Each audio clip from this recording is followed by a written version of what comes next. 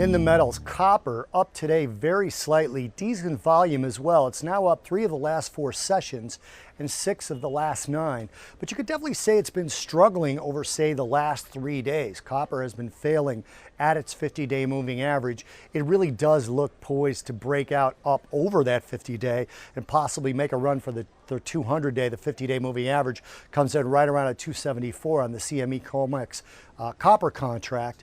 But the struggling is definitely real, and it definitely shows you that there isn't as much optimism perhaps as analysts have been talking about for these U.S.-China trade talks, as copper demand is definitely a proxy for the trade talks, as China demand on copper is a proxy for the Chinese economy, which would definitely improve that demand. China, and speaking of China demands, China made some demands on the United States in terms of something they needed to continue the trade discussions or advance the trade discussions. And one of those demands was that the U.S. removed the restriction for American companies to sell components to Huawei.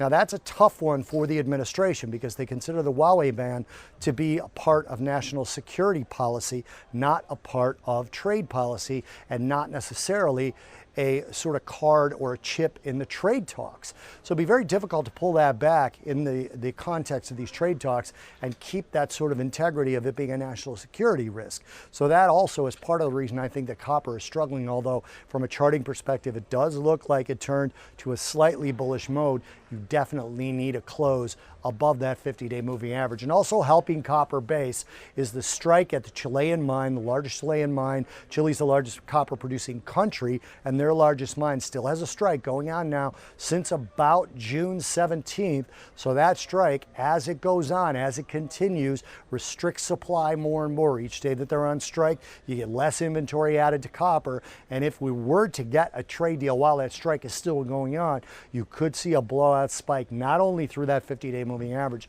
but up toward that 200 in the 280, 285 range.